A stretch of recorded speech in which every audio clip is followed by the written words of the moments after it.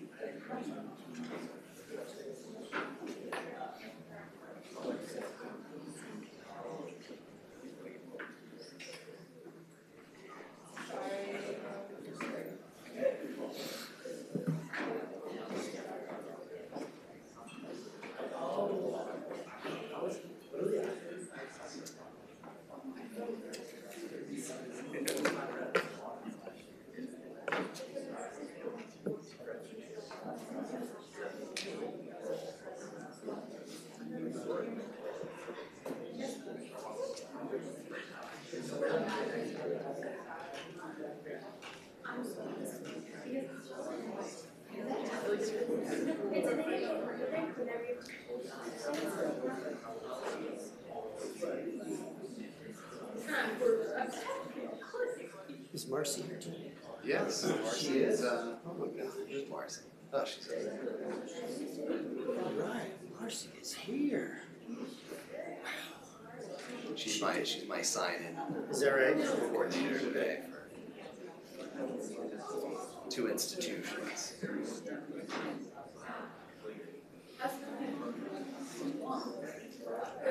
let me know when you're ready to go. Yeah, ready to go. Good evening, everyone. My name is Mark Graham. I'm a professor in the Theology and Religious Studies Department here at Villanova.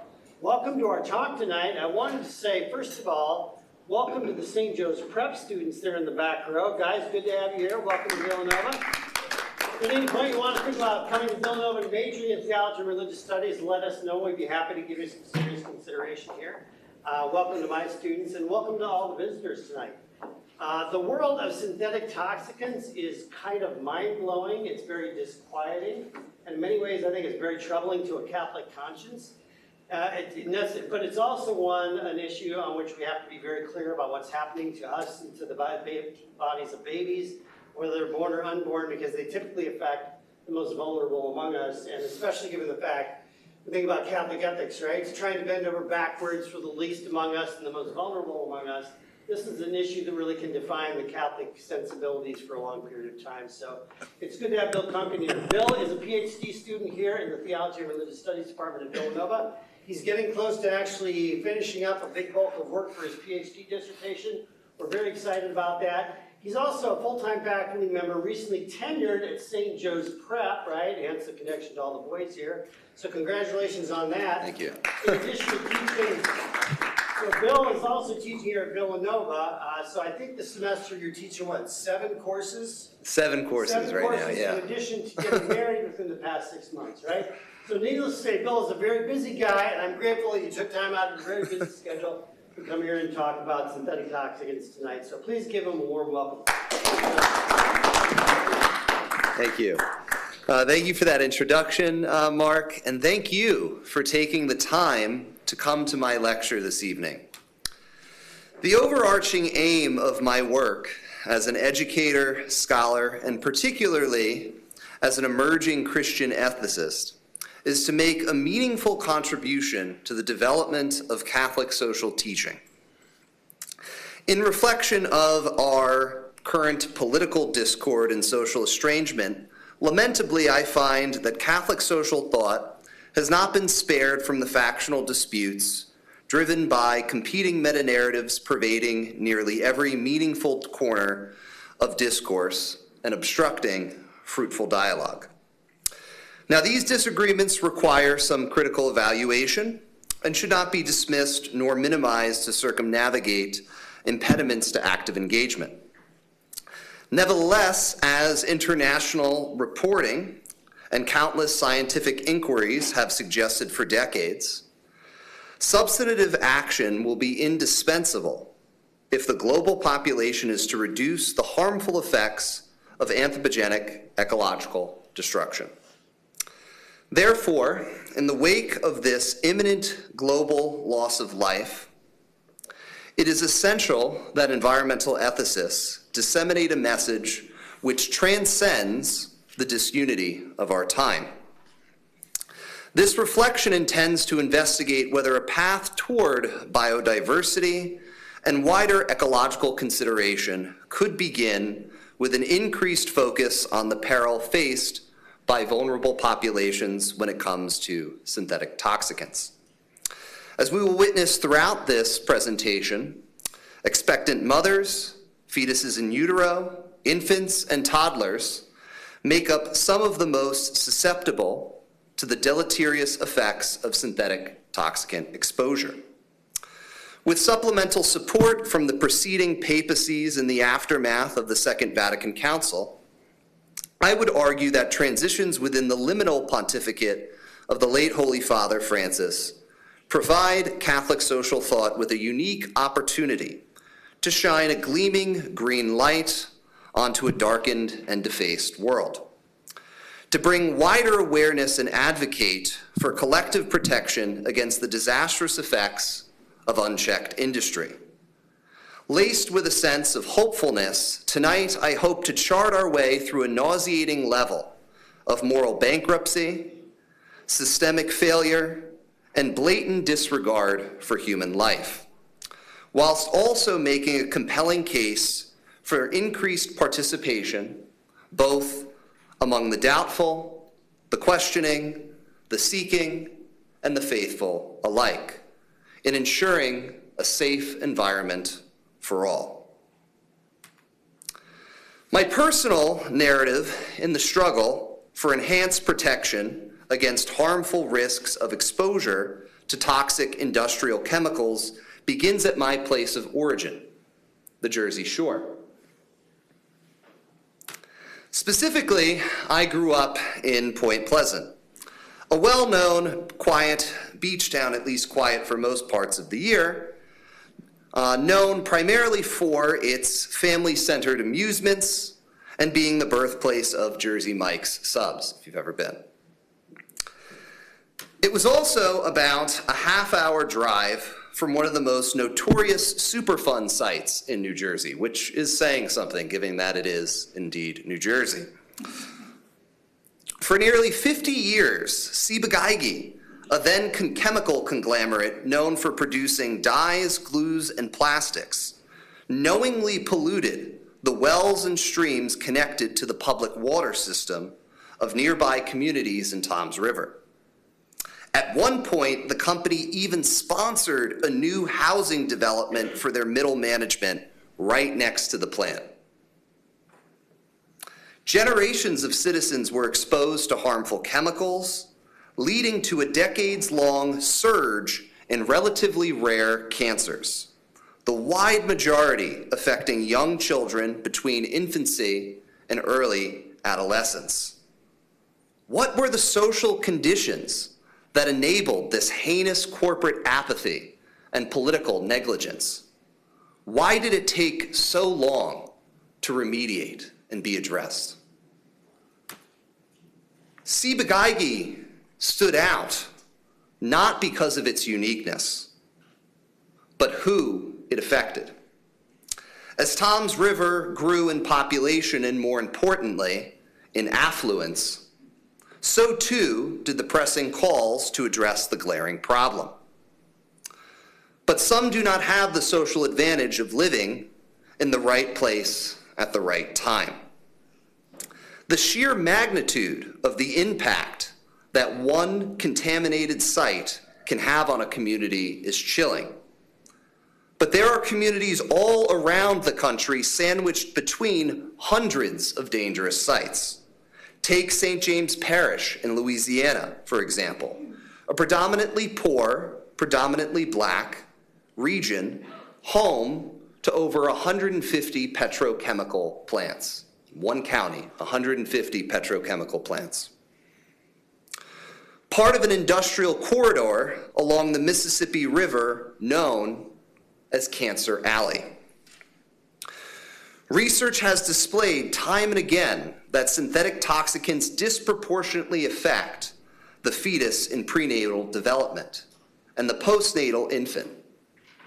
And the risks are amplified when you consider preceding racial discrimination and socioeconomic factors.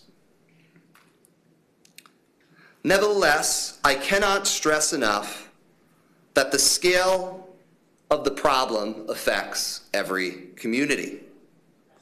Increasingly, in the last 5 years, we've heard a lot of talk about forever chemicals, synthetically manufactured compounds that offer non-stick, water-resistant properties, which stay in our bodies, nestling themselves primarily within our cellulite, seemingly for the entirety of our lifetimes. But PFAS and PFOAs are just the tip of the iceberg.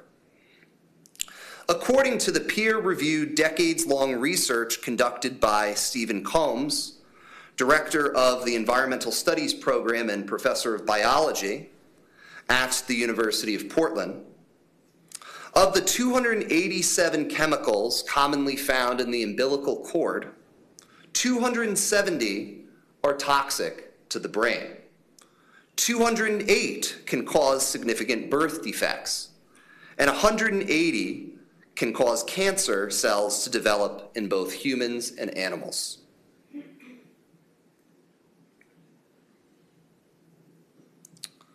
So why is this problem so difficult to address? Why is it so hard to respond to?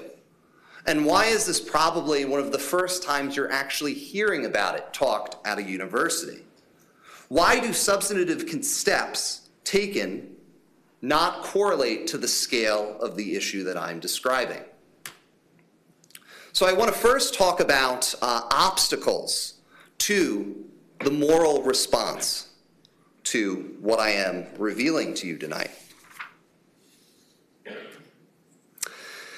In short, the classical Catholic, really Thomistic framework for examining and evaluating the morality of a human act has some serious limitations when applied to the manufacturing of synthetic toxicants. The reality is, the more you dive into the issue, the more you find layers of ambiguity. The issue is, industrial chemicals are developed so quickly and so rapidly that it literally outpaces our ability to evaluate toxicity and the safety of use, let alone appropriate moral use. Although we tend to see issues with a decidedly deontological standpoint, that's a standpoint where we focus on intentionality, we increasingly realize the trivial nature of intentions, especially once a toxic chemical is on the market. It doesn't really matter how you intend to use the product if its safety is in question. Pathways by which infants and children are exposed can be eerily subtle and cloaked in the semblance of routine. There's a myriad of ways toxicants can wind up in an infant's mouth. Infants and young children are rapidly growing organisms, which makes them susceptible to abnormal occurrences in regeneration and uncontrolled cell division. Neurological development occurs at an even more rapid pace. Thus, neurotoxins can interfere on the most crucial points in brain development, altering normal patterns of functioning and contributing to potentially lethal outcomes. The unborn child cannot choose the chemicals that flow through to them in the umbilical cord. Neither can a nursing child choose to filter out toxicants in the sustenance they are receiving. Tracking the effects of toxicant exposure takes months, if not years, to be realized. And we as a species are increasingly dealing with a pretty decidedly short attention span. none of which has led to particularly constructive or fruitful responses.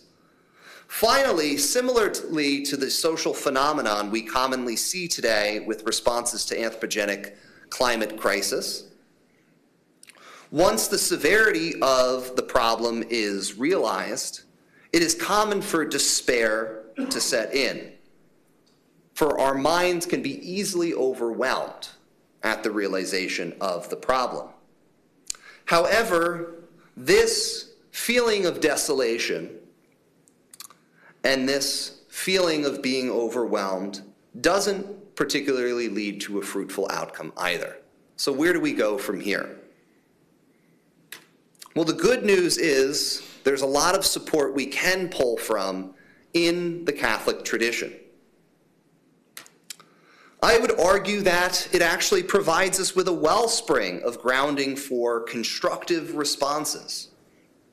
While I would argue that the Church must do a significantly better job in promulgating and communicating these teachings, popes have indeed spoken out about the issue of synthetic toxicants since the 1970s. The first pope to do so is Paul VI.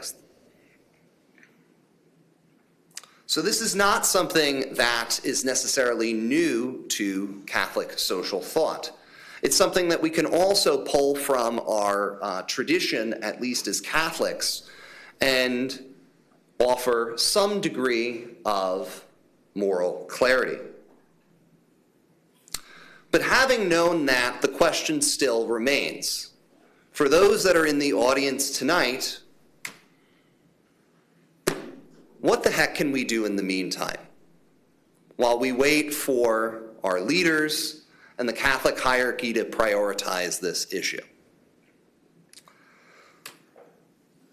Well, the first thing that I would counsel you towards is being aware of what is in your living space.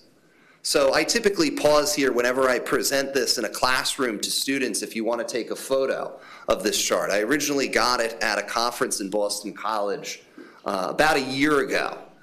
And it's a scale of the common plastics that are often found in the household and their relative degree of toxicity.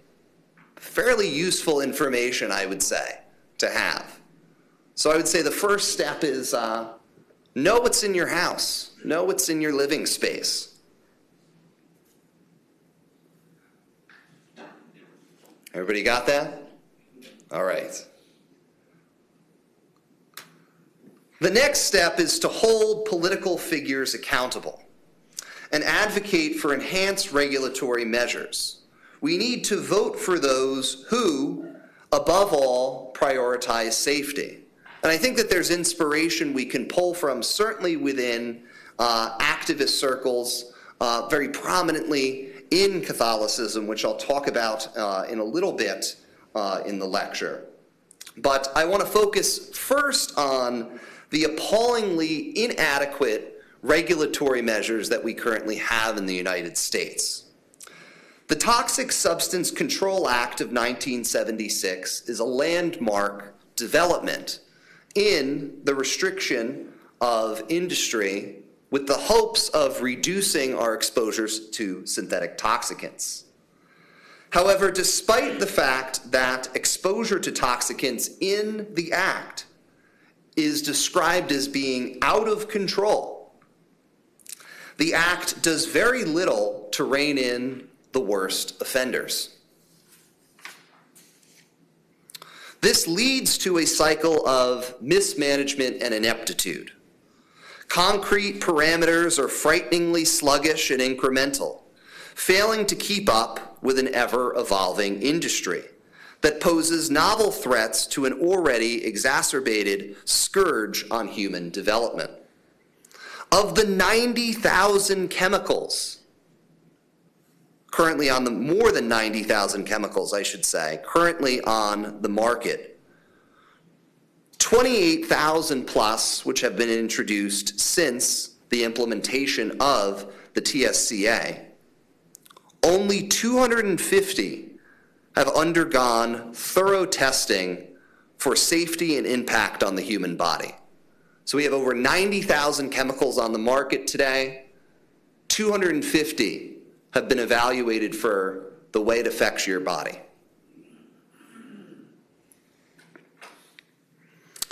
We introduce between 500 to 1,000 new chemicals every 5 years in the United States.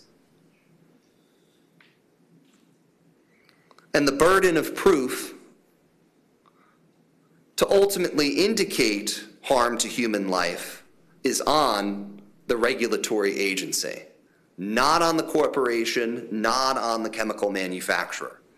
Now, companies must notify the EPA of their intention to manufacture or import a new chemical.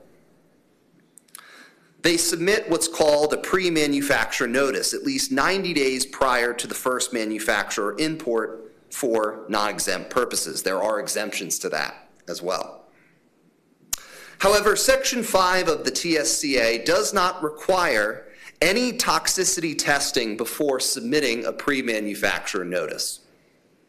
No safety information is required, and the EPA must rely on computer modeling to determine whether a new chemical may present an unreasonable risk. In order to regulate new chemicals, the EPA must determine that the chemical may present an unreasonable risk of injury or health on the environment, or show that the chemical is or will be produced in substantial quantities, and such substance either enters or may reasonably be anticipated to enter the environment in substantial quantities, or the substance poses a significant danger to human exposure. So if the EPA does not satisfy these requirements, it cannot act to block the manufacture of the new chemical. They have 90 days to do that.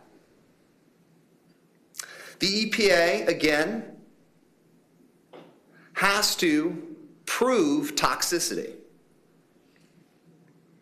As a consequence, only about 40% of acute toxicity testing is ever completed on average. And there's even less data on long-term effects or specific endpoints, including subchronic, neurotoxicological, developmental, reproductive, and chronic conditions.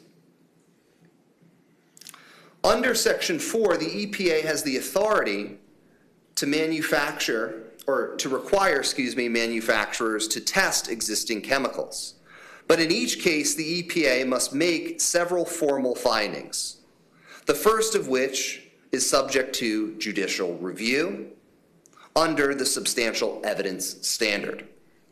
In particular, the EPA must determine that the chemical, again, can present an unreasonable risk, but it creates a regulatory catch-22 measure. In other words, the data that the EPA needs to provide the government cannot be accessed without making the chemical available on the market in the first place. So you are the test subject in virtually every case for industrial chemicals. Now, there have been some changes to the Toxic Substance Control Act of 1976. The most sweeping change came with the Frank-Lautenberg Chemical Safety Act for the 20th century. And it prohibits the EPA from considering cost in safety decisions. It also explicitly requires protection for those most susceptible to harm from chemical substances, which is a really important thing to note as well, because not everyone is affected equally when it comes to industrial chemicals. Prior to the FLCSA, the standard was an adult human male of roughly average weight. In other words, if you're part of a particularly vulnerable population, you are not considered in terms of testing toxicity until 2016, when President Obama signs this act into law. Now, all existing chemicals are subject to further scrutiny. For the first time in regulatory history as well, and this is important to note, manufactured chemicals could be tested retroactively. It's another major barrier that was part of the concessions when they passed the Toxic Substance Control Act of 1976, which was essentially any industrial chemical that was created prior to the act was grandfathered in.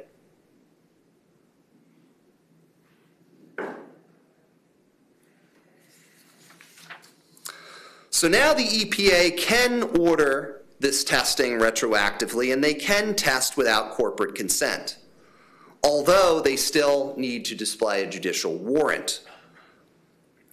The EPA must review and approve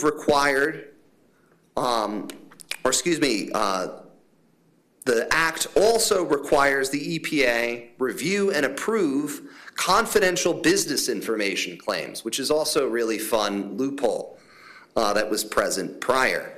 In other words, if a chemical manufacturer didn't want the public to know that the EPA was investigating them, they could essentially shield the public from knowledge of that investigation. So the FLCSA, for the most part, makes it harder, at least theoretically, for chemical manufacturers to do that. And most importantly, state and health providers are given information by the EPA if the agency has concerns, which is, I think, really an important point as well. So not only before could they shield it from the public information, the public included medical professionals and treating physicians. Finally, the fee for new chemicals was capped at $25 million per year, up from $2,500 prior.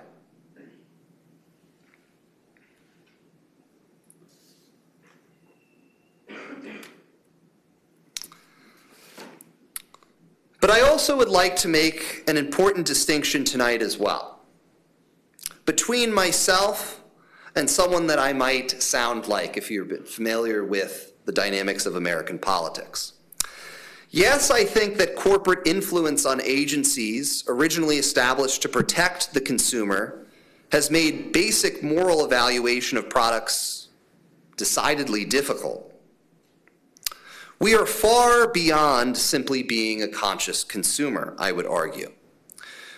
Regardless of the concerns you might have, if you're part of an administration that has gutted regulation, I would argue that you have rendered consumer choice negligible. However, I want to importantly stress as well that I don't think we should totally abandon the concept of individual responsibility. As the students, we cultivate these principles of precaution and warning today will indeed be both the CEOs and EPA administrators of tomorrow. So I don't think that we should totally abandon language of individual responsibility, but I do think we need to contextualize it. In the meantime, I would argue that we are in dire need of localized social capital. Grassroots efforts have become cliche precisely because they are rooted within a narrative of individual growth and responsibility. Collective active potential must be tapped into. We must foster and do what we can to support local uprisings. On that note, I highly recommend that you check out the Rise St. James network of Cancer Alley and their activities and what they've done to ultimately address, again, the 150 petrochemical plants in St. James Parish. And they're still trying to build more ones. Church leaders must embrace the underground, the fringe. While I may be saying this from the perspective of a scholar in the academy, I think that there's a practical realism to the research that I'm conducting. We can't wait for bloated, ineffective institutions to respond. We must face the inconvenient truth. The Catholic Church has played a culpable role. Her members are undeniable contributors, even benefactors, to this amoral threat to human life. But the Catholic Church can also be a trailblazing leader of the Green Revolution that is literally bursting at the seams, but in desperate need of direction, leadership, and solid principled foundation. You don't need a piece of legislation to begin to work to eliminate communal use of harmful toxic materials, to embrace principles like carbon neutrality, to limit your consumption of plastics. But we also must promote a moral crusade to enhance the dignity of creation and particularly place the vulnerable at our center of focus. To once and for all purge a toxic and harmful industry. Now, there are some that might argue that we have a moral obligation to not hold technological ingenuity back. That our very presence, at this talk tonight advances the idea that our species will persist, that our genetic resilience will push us forward. Not only does this mentality neglect the countless victims that our industries have contaminated, treating them as sacrificial lambs on the altar of technological progress, but we are challenging this very genetic resilience by developing hundreds of new chemical compounds every year. The truth is, we really have no idea how this, right now, is dramatically affecting our evolutionary development. To quote Pope Francis in Laudate Deum, to suppose that all problems in the future will be able to be solved by new technical interventions is a form of homicidal pragmatism, like pushing a snowball down a hill. So my position is really one of precaution. Unless a material is demonstrably non-toxic, I really don't think it should be disseminated into or allowed to circulate our population. In other words, I don't think you should be a test subject. I also believe that we have an obligation to vulnerable persons. Fetuses, infants, young children are not test subjects. You can go further here. You could highlight the disproportionate effect of synthetic toxicants, particularly on the most vulnerable populations in the United States, and other than human life. This means that we have to say no, even if this hinders technological progress. So I think we really do need to be wary of techno-optimism. I know that's not always in keeping with our time.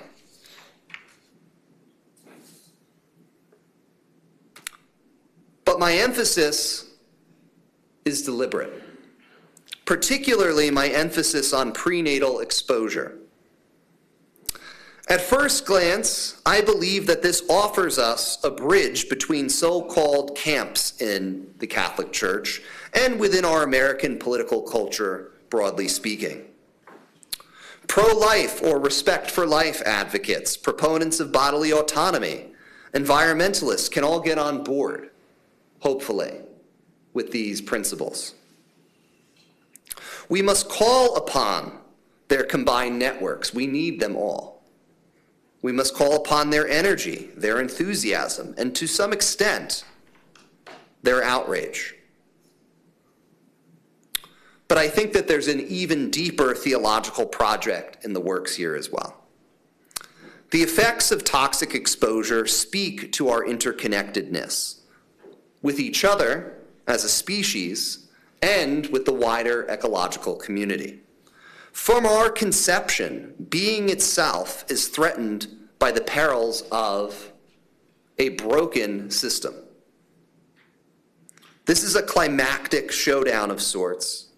from the most perverse distortions of a world that has perceived itself as distant and separate from the divine Godhead that speaks to us through nature, piercing through our arrogantly, selfishly driven alterations and bold presumptions. Catholic social thought offers us a unique foundation, a substratum, to combat an often faceless corporation and political system. So I hope that you will join me as we journey together to take a pragmatic, concrete, tangible steps forward to responding to both the cries of the earth and the poor in our midst, as well as on the periphery. So, thank you, and I'll take time for questions.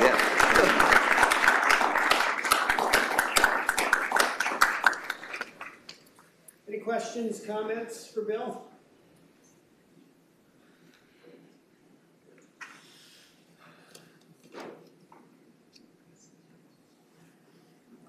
Prior to the FLCSA, right, was Sivagagi dumping being investigated, but the public didn't know about it?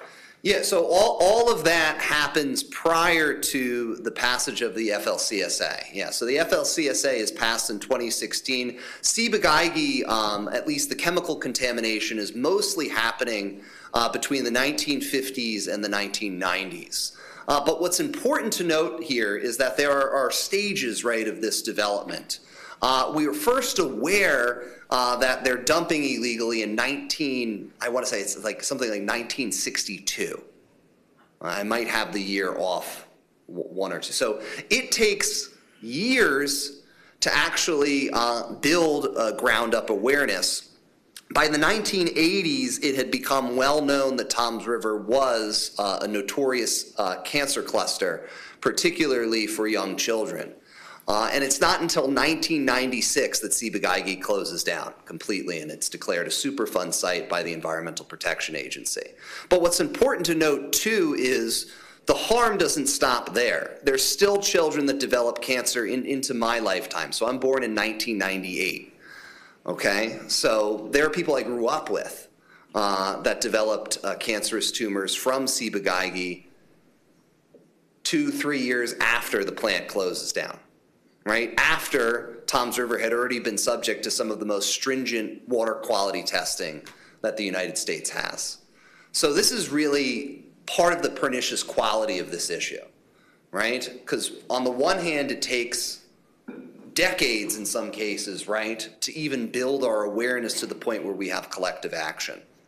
So I would argue that this is one of the reasons why we need to adopt robust precaution, because we simply don't, our moral systems can't really keep pace with the effects of industrial chemicals. So you said one of like the main things we can do is like take political action. But like, how do you suggest that like we do that when there's so much division in our politics today and like, people disagree with like the climate change and these policies? Okay, so I know this is anecdotal, but I'll give two examples, right, of camps that sometimes seem to be pretty on opposite sides of the political spectrum. So take a group of advocates that's really concerned about fetal vulnerability. And quite a few Catholic bishops, I think, are in that group, right? They've wielded an immense amount of influence, particularly in the courts, right, in the last few decades, right? On the other side of the aisle, take advocates for the Green New Deal, right, that also advocate for environmental regulation, right, some of the regulatory measures that I've been mentioning.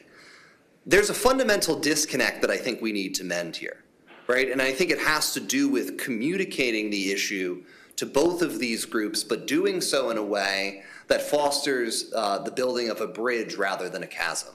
And I think that there's ways that you can do that. And part of it has to do with, I think, establishing a common language and grammar, which is why a lot of my work and research is really focused on looking at writers within the Catholic Church, so figures like Augustine, who actually had a lot to say about protecting the vulnerable in the 5th century, even though he's not necessarily addressing the issue of synthetic toxicants directly, right? So I think establishing that bridge is absolutely essential, because we can't keep waiting for our political party or our political candidate to win an election. We need to convert the people that are already there, right? I think that's critical. I remember last year, as I'm at this conference in Boston College talking about synthetic toxicants and particularly microplastics, it was in October of 2024. And there were grumblings, right, that a lot of these initiatives, many of them were going to Busan for a UN summit. A lot of it's not going to matter depending on who wins the presidency. I think that this is a seriously problematic binary that we need to get out of, right? Because ultimately what this means is we can't make progress on the issue because to a certain extent, in both parties, it's become politically vacuous, right? So I think that we need to desperately communicate the importance of this issue in a bipartisan way or in a nonpartisan way. A little bit over you. Great. I'm wondering about perhaps some sort of practical advice you can give us. I'll read to start it, and perhaps some of the students here and others can offer their own nano efforts to offset some of this. And I'll offer the first one, and then we'll get the conversation going, which is read the labels of the stuff you eat. Don't open up that package without actually reading the ingredients. If what you consider natural ingredients is the minimum in the list, and the maximum is a bunch of phosphate, carbonate, or whatever else, you put it away and look at another label within that same store. And I must say, I've learned this over time. There's, of course, labeling. It's also influenced by agencies that are not perfect.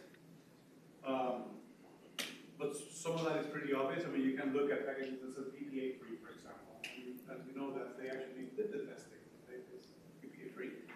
But it's on you, it's mostly on you, to actually go, for example, to the Wawa here and look at a package and say, oh, this has 35 chemicals and 1 natural ingredient. And then go to another one and say, this one has 10 natural ingredients and 2 chemicals. And go to the cashier and say, this is the one you should buy. Right? It's you are the one putting in your buy. You should say, buy more of this, less of that. Just read the label, be informed of what it means, right? To put all the chemicals in your body that are slowly killing us. Maybe you have other ideas.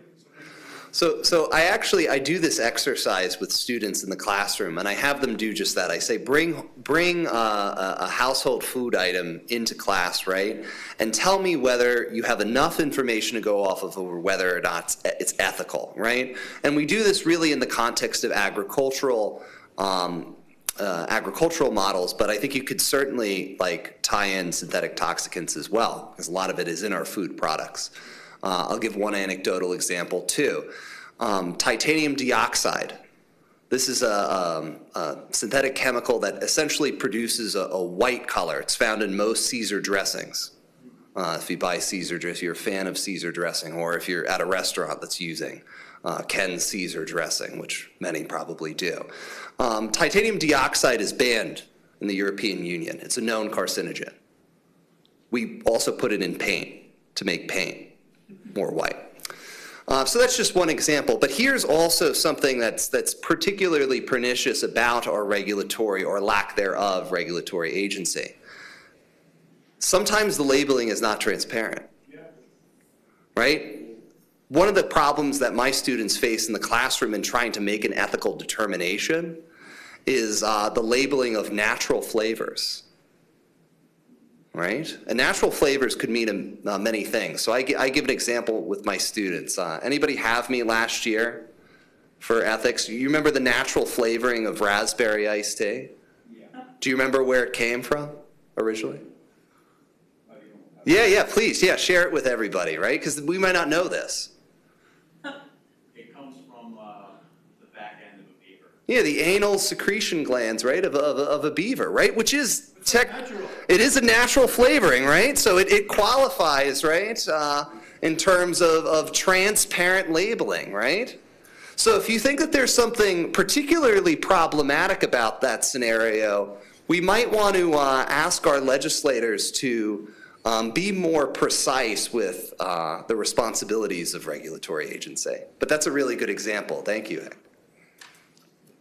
Go ahead, please. Do you think we're so far behind the race of getting back ahead of these toxins in our society? For example, even if we have foods, and we start looking at the labels, that I would say for the most part that it's for high-income families. You start going organic, you start getting grass-fed beef, and you have all of this well-maintained livestock and so on. That's for high-income and a lot of low-income households can't afford that. So do you think there's a realistic pathway that we can take to open it up to our entire society, or are we just so far behind that? Yeah, so I don't want to be too fatalistic. I mean, I wouldn't be up here if I didn't think there wasn't, right, a realistic pathway. But I do think it begins with grassroots activism, right? But it doesn't stay there. I think that we really do need to prioritize this as a preeminent political issue as well. And we need to get both parties involved. Right? And I know, like, you know, I say I have my little buzz statements, right, that get, you know, a lot of charge for certain sides of the political spectrum. But at the same time, I truly do believe that, right, that we ultimately need to get the power brokers of today to take it seriously. But I would say that 2 points there. In terms of our genetic resilience, I don't find that to be a particularly effective ethical response, right? Nor is it a coherent one. But I do think that to a certain extent, we can at least take some assurance in the fact that some of us do survive, right? Past being a toddler, right? But we also have a responsibility, right? To ultimately look at the effects of what's already on the market, but actively begin to scrutinize what we're putting on the market, right? Because the issue is we're not staying still. It's not like a static issue, right? And there are examples of some success. So there's a scholar in Boston College, Phil Landrigan. Phil Landrigan initially, his claim to fame was raising concerns about lead in gasoline. He was part of a team that ultimately does this in the 70s.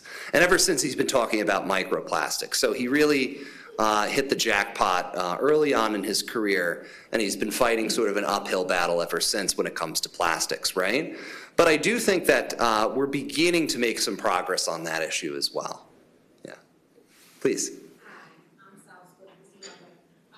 So I was in the market, and so they had it advertised, so it was in the aisle, but it was out enough for the children to come and get the oodles and noodles. It wasn't the Raymond oodles and noodles, but it was some other generic kind that was in a round bowl, and it had a warning, and that warning had said, "Is caution, it may contain and give you cancer." Yeah. So I saw a few of the children was getting, I said, "Did you read the label? Did you read the ingredients?"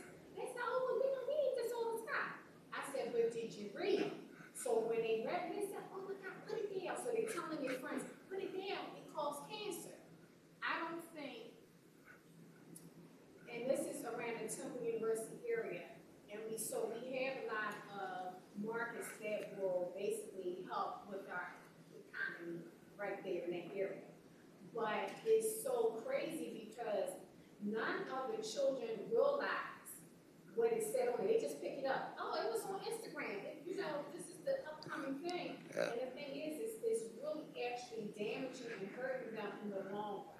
So I was just saying I would, concur with the gentleman that was sitting in front of me about the stuff that it contains and to be mindful of what you're eating. Just because it says FDA approved does not mean it's still good for you. Yeah, no, that's an excellent point. And Prop 65 is probably the single greatest achievement in terms of consumer awareness, right? This is in the state of California. Now, thankfully, some items that are sold in the state of California also trickle down across the country. So we do see the Prop 65 warning, even if we don't live in the state of California. But yes, the state of California did legally mandate that an advisory label be placed on any chemical where the Environmental Protection Agency has a suspicion, right, that it might cause cancer or reproductive harm, or at least the chemical has been known to do it in other than human life, right, in terms of testing.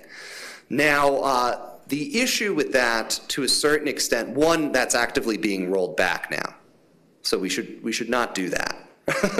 So yes, we're actually challenging, the federal government has been challenging California in the courts right now, ultimately curtailing Prop 65. So that's actively happening right now. So I do want to give some mention to that. But I also do want to give some charity to the consumer, because we are decidedly limited in what we can ultimately allow into our lives, especially if regulatory agency, which I would argue has a responsibility to do this, but it's not doing this effectively right now, is supposed to be protecting the consumer before it gets to the shelves, right? That, you know, to give one example, I recently bought a house with my wife.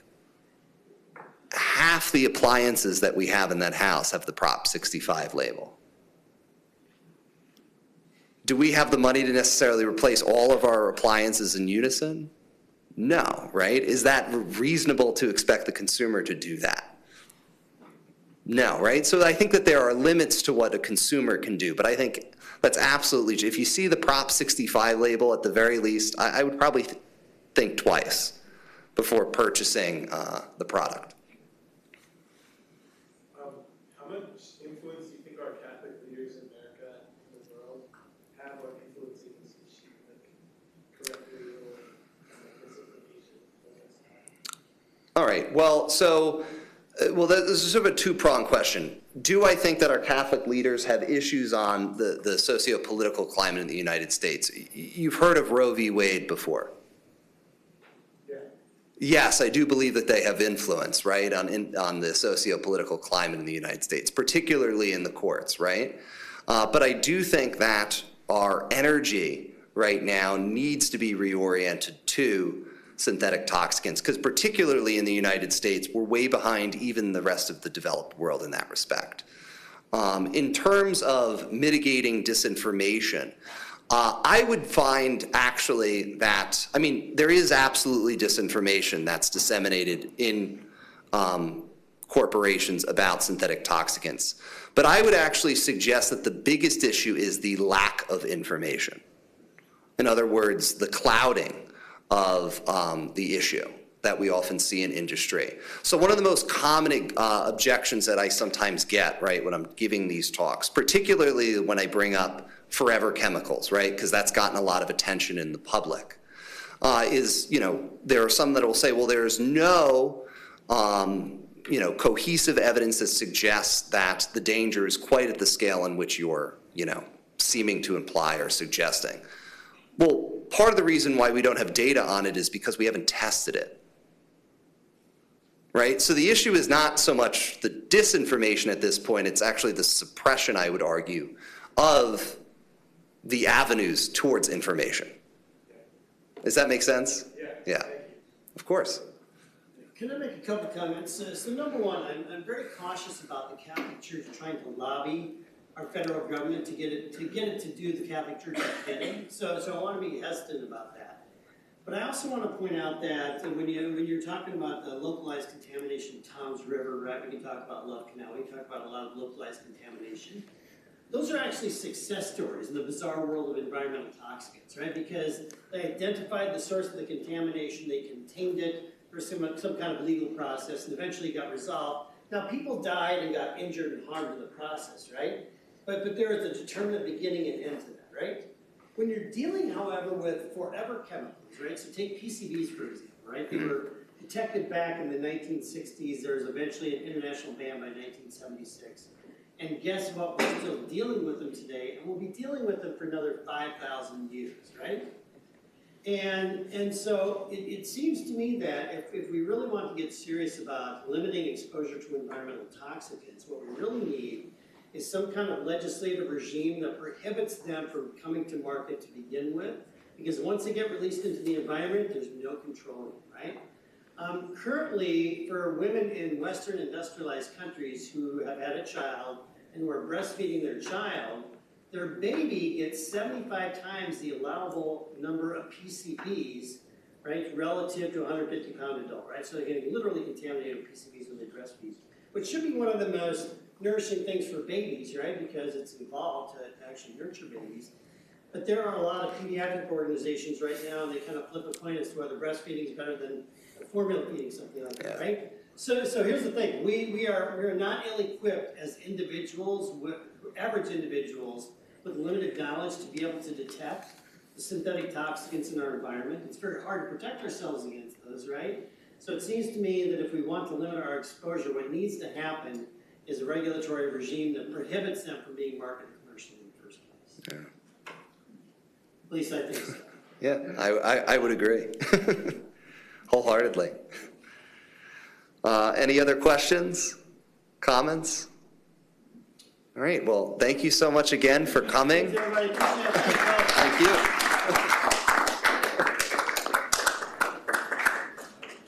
Thank you, that was very good. Yeah, I think so.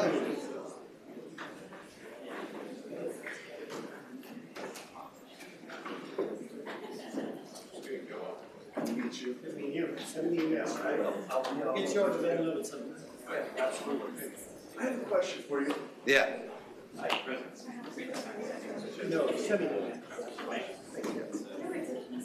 I don't know as much about this as you do, or Mark, but really very specific advice about like what things that we can do, say like in our houses or wherever else.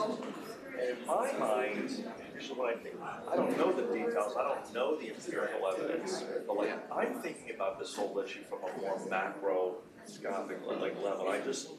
I know that there's one passage in the Laudato Deum or Laudato Si where the Pope says, we're not meant to live in like where there's concrete and glass and steel. City stinks, right? Yeah. And when he says that, I understood that as trying to explain how much of a change he's expecting from all of this. You see what I'm saying? So like, I think it gives us a feel of how much the change should be. It's like, sometimes it just seems like, I don't know if we'll ever be able to make the changes that we need for an ideal Well, planet. I mean, yeah, I mean, one of the people I pull a lot of inspiration from is a late, he's very active in the 80s and 90s, particularly with environmental efforts. His father, Thomas Berry, he's a passionist priest, right? Who has some influence, I think, on Francis, but I mean, he describes it as a new story, is ultimately what we need in humanity. So there's a cosmological, I think, problem that we have too. What I do have sympathy for, though, is the criticism, right, that Catholic ethics sometimes can get really bogged down in the theory and cosmology debate, to the point where we are going back and forth over whether it's helpful or not to be human-centered or anthropocentric, right? Or whether we should be more biocentric. And to the point where we're talking in circles with each other, and this is happening, right? And this is not happening, you're saying? Like if we're getting into the cosmology too much, we're not thinking about the detail. And we're not actually embracing the interconnectivity that we're hopefully trying to get at, right, in Francis, with other than human life. Because I do think he's concerned about, I mean, he's the first pope that decried tyrannical anthropocentrism. So he's a really brilliant guy that I think doesn't always get credit, right, for being, ushering in, I think, a new way of thinking, a new paradigmatic shift in Catholicism, which I think is important.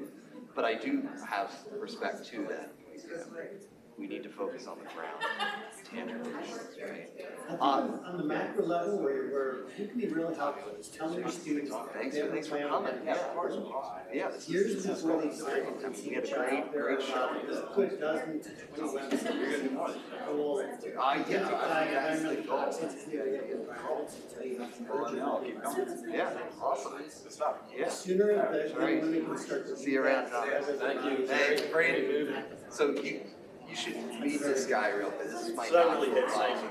the hunter from Well, Villanova. this means This is great. He's Proud an guy. avid hunter. Yeah? Yeah. Sweet Got it. medicine? Oh my Yeah, that was God. outstanding. Thank you. I mean, it was totally not. Thank you, but I think you're ready to go.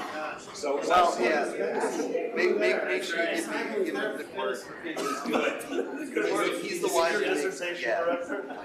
Does that make sense? So I think I mean it, I wouldn't just say that. I'll just say. It's got a lot of nutrients, it does good. Really good at it. Going in, Yeah, so young. well, I hope we can stay in touch if you'll be around. You know, I know that this transition is happening. Yeah. Especially when I'm talking about farming and years. Yes, we're right now. Yeah. Better to kill a deer yourself than let him get hit by cars. Well, you might now because I I've seen told some him of that. these dead. Oh my goodness, really? You know, I'm an adjunct here and there, so I'm trying to finish the document. Horrible, Simon. I want to throw them all in the back of my I car. it's very different. Yeah, Really? Yeah. doing your Well, part. yeah, I mean, I would say, yeah, they're different. I mean, they're great in their own respect. Yeah, It's different courses that I teach. So I teach the Ethics of the Good Life course here, which is like a flagship ethics course. Go down there with my bow. Sophomore year. Good stuff. Me and my brother. I teach the Intro to Catholic Theology. This is actually my first year. But that's more of like an intro to stuff, systematic, but you know. I bought my, I had like a research for Yeah. like 3 years. My best friend. Yeah, so everyone teaches that, and I was like required course for freshmen. What I realized is that just kind of means Oh, yeah. teach So whatever. I got last year. So what I teach it, it's When you get a to be an older guy, I see you probably. theology course, because I am the Catholic, you know, that's my background. People don't take those on the chin. Oh, yeah, yeah. It's funny, yeah. I mean it. All right, take care. Yeah. Take care, Dr. Brett. Yeah, nice Stick around, meeting you. take care. Send me an email. I will. My partner in crime. I'm like super expecting that. Really? I know, it's not quite the electricity of the Simon Brooks. So I was in and then when I haven't brought one home yet, but when I do, I'm gonna walk it up like through the street, like down the road. I was down the road. I was in the backyard. Oh, dang, moms. Mom's gonna be. So I have to talk to Marcy about the GGC, they're giving free tickets out. Don't worry about that. You know, the game. So warm up. Oh, she will. What's that bring? Women's game this Saturday. That's right, absolutely. Bring Exact some news to the casserole, second made. Should be a All couple. grad students get to that was in fact one of You deer hunt too? No. Yeah. As your president. Well, I was gonna say, Let's go to the prep, right? Yeah. we should go to the game or something. You should. Can you I help actually, out there's with a chance I might not make it back. Great teacher. This Saturday, he's in You got a test tomorrow. Was that right? Hopefully you didn't get somebody before the Yeah, right. Maybe you'll be able to be a little lax in the grade criteria too. I'll I be think there. that would go along I'll with let being you a know. good student and showing up here tonight. Yeah. Yeah, there you go. I do have one. Nice meeting you. Take care of yourself, Johnny. Be good. Good luck tomorrow on your exam. Do well. Oh, okay. Thank you, Mr. Kuncken. Hey, thanks for coming, Silas. And tell your mom thanks for asking that question too, it's a great one, yeah. That was great. Well, I had a question. Yeah. Like, what do you suggest that like we do? Like, what are ways we can eliminate like these toxicants in our life? Like, what are ways that we can help? Carrot juice. I'm just kidding. Well, I would I got a TikTok. I got a couple TikToks. Jello It mixed sounds with cliche, but Himalayan you sea see salt. someone sign up for, I think it's like toxic food. Oh, we should- email list. Like, I mean, I get flooded with those. But it can be overwhelmed, right? Listen, we don't have original thoughts, and I guarantee you, I heard that somewhere. I pulled it from a YouTube video 2 years ago. You know, I've been preaching a lot in my intro course about the matrix. Oh, yeah. You've seen the movie The Matrix, haven't you? Yeah. You've seen The Matrix. So I'm trying to impress upon my students, I do believe this, that every time you go online, you're being subtly channeled in a particular direction to desire certain things, to think certain things, to accept certain things in life, right? Online and in person. That's right, that's right. And eventually that becomes your reality, right? And if you spend enough time online. And the bottom line is, it's all one big, Well, such is reality. well, For that, many things. okay, Held okay. up by structures, but. Right, but but see, this reality has a very distinct bent. And the distinct bent is, it's an extension of corporate America and capitalism. And all it wants to do is to keep you coming back for more, because every time you come back, it makes money, right? There is another thing I'd throw into this, which in agreement, but shows another distortion, which is U.S. Bureau of Labor Statistics data of how much time we spend with Bloom from age, I think technically they have 0 to 80 or something like that. It's estimated that, you're always spending the most amount of time alone.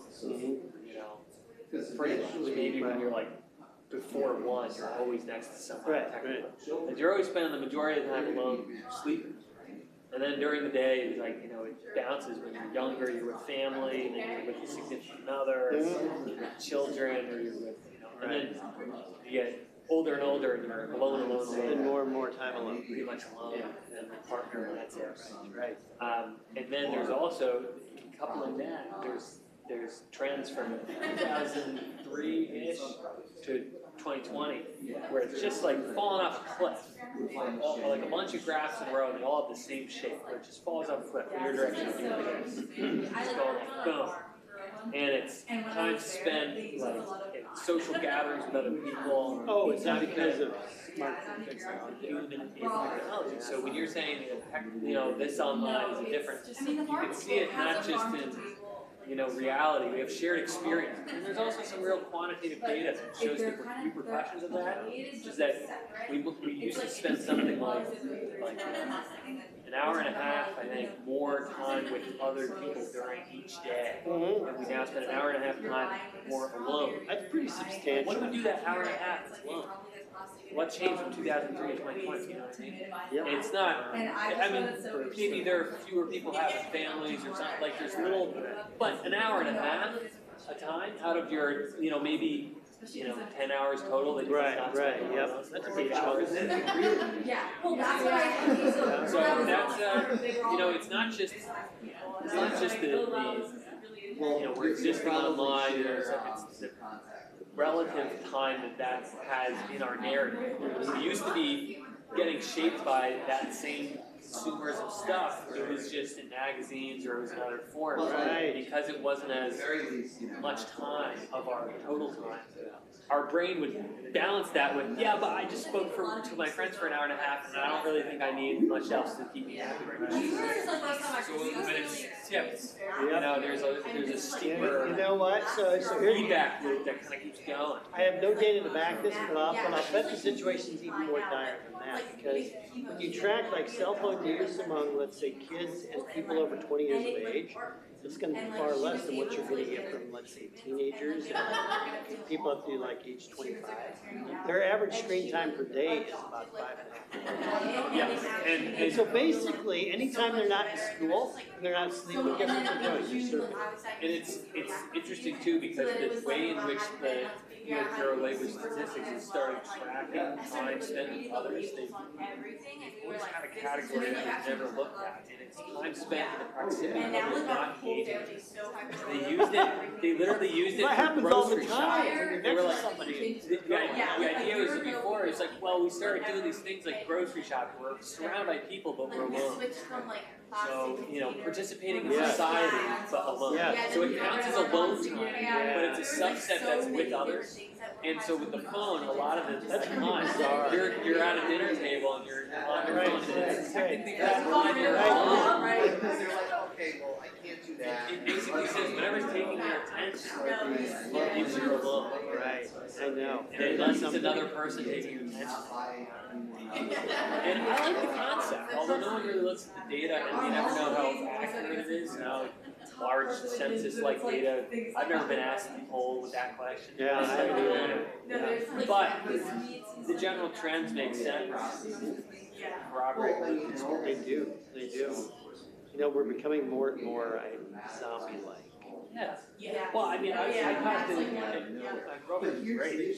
Sometimes she'll hit me with something that's so obviously she heard it somewhere else and wanted to get my take. Does this all the time now. Be like, do you think, you know, so-and-so should do so-and-so something? It's like, or did you think of that all on your own? Or, you know, wandering around today just thinking, don't you think that, you know, this John G., you know, Snickers, the inventor of the Snickers bar, don't you think that he should these days really, and I'm like, clearly you just got pushed in the context. That's not a natural thought that anyone would have. No, it's not. So sometimes I say, ooh, you know, and then before I can even get it out, she'll say, are you questioning if I've ever had an original thought?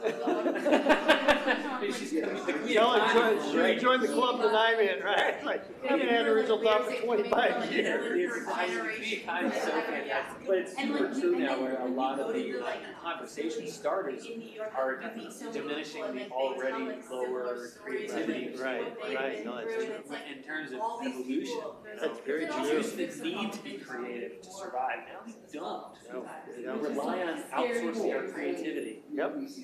Yep. So that, you know, is Isn't that true? a damaging aspect I know. of, you know, we couldn't afford to take an hour and a half of our time and not really think about anything. No, I know. Now we can. And somehow progress totally fine, you know what I Isn't mean? it something how many like really laudable human characteristics are now being outsourced to technology? Being able to construct a sentence, being able to be creative, being able to think outside the box.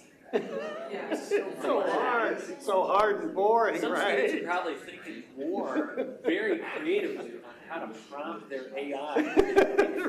Right. They'd use half the Then they would creativity, they think- could write it faster than AI could, Yeah, right? exactly.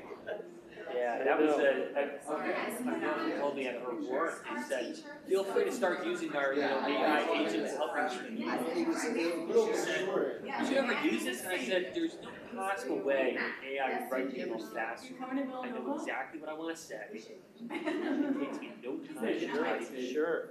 I can even type it faster on my phone now. Let me get Plus, out you of don't hallucinate like AI does. Villanova is the place to be. You know? Am I in this photo? You're good. See, I I told you. want to photo bomb. I do have a pretty good track record. Yeah, it's very funny. Oh, I think more and more we're simply becoming. didn't I I tell you that? appreciate it. Every You said you're gonna time I say, you know, I said. And when those things don't work, they stoke, you know, fears and apprehensions and It was a great anxieties and they get you mad. happy to see all And of it's almost impossible to resist unless you just say, you know I was what, hoping it was gonna be I'm gonna like push one it of out those, for 2 hours. I'm just not gonna college do it. lectures. It's really hard. It's And where it's, and that- some of my students have done that, right? They start shaking like addicts because they are addicts, right? Yeah, oh, I got Like it. if you voluntarily. Sure, my mom might be texting me, Well, right? and sometimes it really gets to you with the human connection. Like we used to, like I used to get very, you know, I was like, I really want to. nervous, checking my phone when my girlfriend and I would fight. Okay. Early stage, oh, I really Yeah, like this girl. that's right. Constantly checking when's the next text coming. Oh my gosh. Because it's so at our fingertips. So, yeah. So before, if there was something going on, you'd be able to really easily separate it and say, I'm just going to turn it off because how else could I gotta go to class. Right. Now because there's the option, it's enabled, you know. So people who like, you know, confiscate phones and stuff are real hard at it. But sometimes it's like, you know, those restrictions, as you know, with a lot of Catholic and religious structures. Sometimes a lot of structures lead to freedom. Sure, You know what I they mean? can. I think more and more school districts are starting to pack up the phones at the beginning of the day. Yeah, it's Keeping like- them and giving them back, and It's like they're seeing good academic rewards. Although the registration kids are here, eventually That's getting true, over it's very, yeah. and getting into a new habit. I've had Maybe it several takes 6 people months, maybe it's, I don't even know, it might take a long time, but if you make it a habit, you're gonna start forming those habits. It's gonna be like, okay, when it's time to learn, my brain now knows not to. That's right. Right now, it's like a statement that is controversial. It is very Oh, controversial. you want me to listen and learn? That requires me to multitask, technique, you know, I'll do. Like, I'm guilty as the next person in certain scenarios. You know, but it's not something smart. Think about email, right? Oh, that's major. Oh my God. I don't text as much at all anymore. It's on the Outlook on my phone. Yeah, I got the last day, the last. Do you know how much email is complicated? I went there, it was like 10:30 at night, all this. 75 to 100 emails. I get a lot. I've got it set aside one day just to answer all my emails. Do you watch The Office at all? A little bit. I watched The Office once with my parents through like COVID times. We watched The Office all the time. And especially with the holidays, we're also watching random shows. We watched The Office. There's this hysterical episode where this guy is asked by like, comes in his room, did you see the email today? Like, you know, and he goes, wait, you're gonna have to be more specific. I get like 10 emails a day. He's supposed to be like the CEO of the company. He's like, I get like 10 emails a day. I'm so burdened by Janet. It's hysterical. He's like, you're gonna have to be more specific. I get like 10 emails a day. It peaks though. It peaks like some days. It really gets up. Part of it, like, now I'm like mine is managed. I know.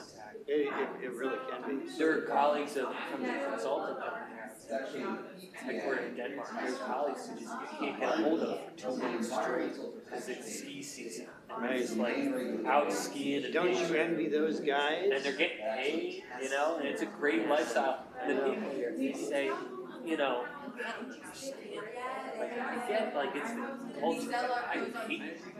I'm sitting there like, I'll bet you would not hate that. Yeah, you think that until you you know, waste of life outside of work, that's right. 50 hours a week, and you realize there's more to life. You know what's really been growing on me, Simon, is that after I retire, I want to spend like 1 to 2 years traveling in what I would consider to be pre-industrialized societies. Where you still have like robust community relations, you have institutions that are kind of designed around family convenience and sociability. Not a 60-hour work week, not the frenetic pace that we have. Yeah, like in the United States. Because what I find is that we're in our own little U.S. bubble, right? Where we expect everybody to be, productive economically, working a lot, and also to make enormous personal and family sacrifices for the good of our careers. It's the concept of the Federalist Papers of civic virtue. Yep. But the civic virtues in the modern era is slightly distorted because facing civil war, or revolutionary war. Right. So we have the highest material standard of living, right? With civil war.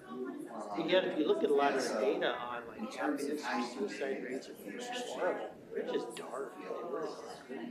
And you can hear it every single time I have any conversation around institutes. There's always at least one person willing to vocalize, probably more than himself. We're like, we're already too far gone, man. Don't quite foresee a way where we can realistically come together as a being and agree that we should kill ourselves with chemicals. It's like, that's how far we are. This young generation's like, I know what you're saying. We on that doll. No, we gotta keep doing it. I don't think we can come together and agree because all those chemicals are going to make a lot of people money. They do. I know. I'm like, well. Isn't that true? Well, Jim, who would have thought? I understand your concern. That's the human condition. I think that if you espouse either like a progressiveness, there's or a non-Augustinian anthropology, you're probably doing nothing but wishful thinking at this point. Right. As much as I hate to say that, right? No, I fought Augustine for 30 years of my life, right? Wanting to no, he's not. What he's saying is not true. It can't be true, right? But I think it is. I really do. Can be. You certainly get the right, human brain is so incredible, evolved to, But yeah, it's tough. There was a survey of young, tween and young teens of the UK, asked whether or not they're, planning to have children are hesitant. Oh. Just specifically with the due to climate change. Right. There's other anxieties too, but just due to Climate change is a big one for the tweeners. Yeah, it's like, I don't know if I wanna, I think this might be the generation we just kinda say, we messed up, like, let me just not have a baby. Isn't that something? Yeah. That's one of the most powerful instincts you have is to be. And yet climate fear can actually just negate that. Be like, existentially, I don't think it's worth, yeah. That's something. Yeah. That's Yeah. big. That is really big. It's big, it's We need to sad. sit up and pay attention to stuff like that. No, and the people that are like, so therefore try to convince people to have babies. In my mind, I'm like, well, therefore, let's start making it much more attractive for a child to live in this world. You know, I don't blame anyone who's like, do I want to give birth if I willingly knew that I grew up in Tom's River? Right, You know, right. maybe not. Yeah. You know, maybe I feel like I that. see that and that's point. what, you know, if it's local and it's like, I drain cancerous water, I don't want to have a child. I get that. And then, you know, in precipitation, that's kind of what's happening big picture. It's people are like, I'm not really locally exposed, but just due to what I know about climate change and pollution, I feel like a part of the local, at the same level of moral standing as a local exposure. Yeah, I know. It's probably the equivalent. Well, I mean, we know it is for certain animals. Like, I know. And some people, they, you know, it's higher concentrations. Really skewed. That's my reason. Down water, down limit. But yeah, it's one of those things, yeah, you know, once it's out there, it's, I was just at one of our corporate sponsors was on this, forms. Manufacturer of fluoro. They're like actively trying to get out of the industry without ever sacrificing profit. Is that right? That's one of the things that they're like, we rebranded our R&D about creating sustainable polymers in the future. Like, you know, Well, hey, they can pull that off, if right? they can, it's like, if you get all the fluoro, like, just take a fluorine out there, look at it. You're going from alkene chain to carbon and hydrogen, refining, adding, manipulating, and you get these fluoro stuff. It's like, great. Now they're like, what if you move on? I'm like, you're basically just putting an oil and gas company. I'm not going to claim that that's that much better. If you could pull that off, what are you doing? You're heavily manipulating oil. Boy. That's the only way. So, Yeah, that's a bad spot to be. you know what I mean? That's the aisle of the chemical engineering. I staunchly avoid. Many do. Same with the. But here's the thing, I wholeheartedly applaud somebody who's about this. And they have like this conversion experience, and all of a sudden they want people to make a conclusion. And I tell them, you can do a hell of a lot of good. It's here. And, you know, a lot of the better medicines are chemical biological engineers that can save us from the effects of the cancer. Yep. That is true. Oops. Oh, sorry about that. But yeah, I mean, there is a lot of potential to be good. It's just, it's sad how much else there is. There's a guest speaker last week in the class that in my last class, the sustainable finance course. One of the guest speakers was talking all about methane hunting. Love this. This sounds like something you'd want to jacket on and go. Does it involve going up to the North Pole? It does not. It goes, you're going to different oil refineries. Oh, boy. In the Texas ground, you go on public land. Okay. And you take a thermal imaging camera that will return certain colors depending on the concentration of methane.